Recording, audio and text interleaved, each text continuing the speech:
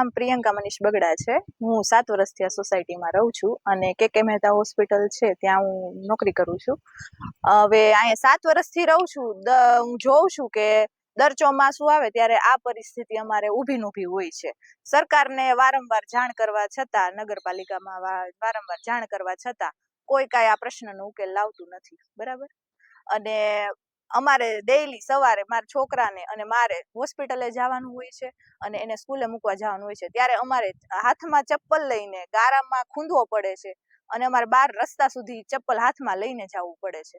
હવે આ પ્રશ્ન કેટલા સમય સુધી રહેશે મને એ નથી થતું અને વારંવાર રજૂઆત કરવા છતાં કેમ કોઈ ધ્યાન દેતું નથી। અને બીજા નંબરમાં એ કે આને લગતા જો કાંઈ હેલ્થને લગતા પ્રશ્ન ઊભા થશે બાળકોને કે કોઈ મોટાને, તો એને જવાબદાર કોણ રહેશે, બરાબર।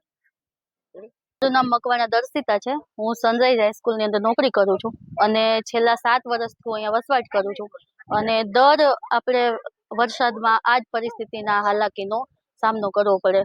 વચ્ચે તો વળી ગટર લાઈનનો પ્રોબ્લેમ થયો હતો, ગટર ઉભરાણી હતી અને સાથે પાછું આ વરસાદના કારણે કીચડ ને એ બધું ભેગું થયું અને જે પીવાનું પાણી હોય એની સાથે ગટરનું પાણી ને બધું મિક્સ થઈ ગયું, એટલે બીમારી ને મચ્છરજન્ય રોગો આ બધાની સામે અમે હાલાકીને પરેશાની ભોગવી છે। સવારે રોજ અમારે કચરાવાળાના ભાઈ જે આવે દૂધવાળાની, એ બધા સામેના રોડ ઉપર વાહનો પાર્ક કરી અને બહુ હાલાકી સાથે અમને દૂધ, શાકભાજી અને જે કાંઈ સામગ્રીઓ છે પહોંચાડવાનો પ્રયત્ન કરે છે। જો એ ન આવી શકે તો આટલી હાલાકીનો સામનો કરીને અમારે રોડ સુધી એ બધી વસ્તુઓ છે એ પ્રાપ્ત કરવા જવું પડે અને હાથમાં ચપ્પલ લઈ, હાથમાં સાડી પકડી અને જે કાંઈ આપણી સામગ્રી હોય એની સાથે અસહ્ય પારાવાર આપણે કેમ કે મુશ્કેલીઓ સાથે અમે અમારા ઘર સુધી પહોંચીએ છીએ। વડીલો, વૃદ્ધો એને તમે બહાર જ નથી કાઢતા કે આવી હાલાકીમાં એમને અમે બહાર મોકલીએ અને હાથ પગ ને એવું ભાંગી જાય તો એના માટે જવાબદાર કોણ?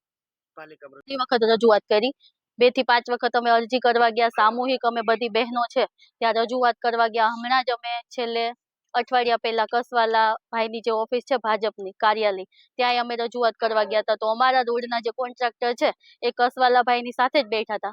એટલે કસવાલા ભાઈ અમને એવો જવાબ આપે કે એક પછી એક રોટલી થાય એમ તમારો શાંતિથી તમારો રોડ છે એ બનશે। એટલે અમે કીધું કે કેટલી શાંતિથી?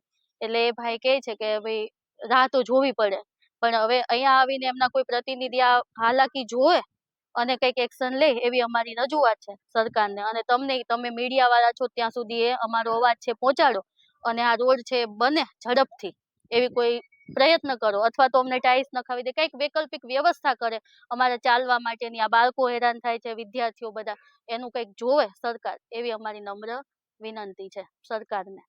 મારું નામ વરમોરા દર્શા ઉમેશભાઈ છે। અમે છેલ્લા 7 વર્ષથી આ પરિસ્થિતિમાં છીએ। હું ધોરણ 8માં ભણું છું।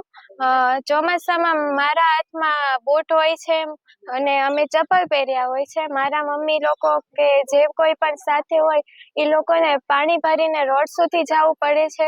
અમારે રોડે પગ ધોવા પડે છે અને પછી બૂટ પહેરવા જોઈએ અને સ્કૂલે તો ફરજિયાત બૂટ પહેરવા જરૂરી છે, એટલે બૂટ પહેરવા જોઈએ છે।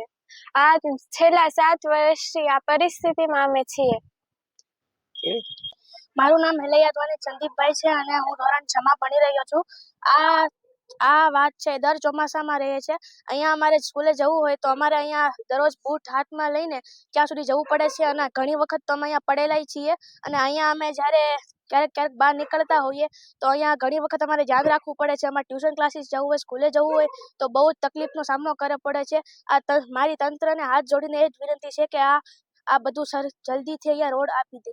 સરકાર તો રમશે ગુજરાત ભણશે ગુજરાત કહે છે, આમાં શું રમશે ગુજરાતને શું ભણશે? સવારમાં સ્કૂલે જવું હોય તો સ્કૂલે કમ્પલસરી બૂટ હોય છે, તેથી ઘણી વખત અમારે સ્કૂલમાં રેશનરીમાં કે એમાં નોંધ પણ કરાવવી પડી છે અને એના કારણે અમારે ઘણી વખત ક્લાસની બહાર પણ ઊભું રહેવું પડ્યું છે।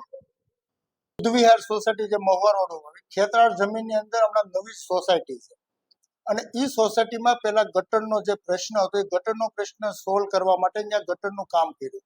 એ ગટરના કામ કર્યા પછી રોડ રસ્તા કરવાના જ હતા, રોડ મંજૂર પણ થઈ ગયો છે, પણ પરિસ્થિતિ એ છે કે સાવરકુંડલા અને અમરેલી જિલ્લામાં રેતીનો પ્રોબ્લેમ છે અને બીજું એક ધારો વરસાદ છે। એ વરસાદ અને રેતીના હિસાબે રોડનું કામ થોડુંક મોડું થયું છે, એ સ્વીકારીએ છીએ, પણ નજીકના દિવસોમાં એટલે કે હું માનું છું કે 8 કે 10 દિવસમાં એના રોડનું કામ પણ ચાલુ કરી અને સીસી રોડ પણ આપણે મંજૂર કરેલો છે।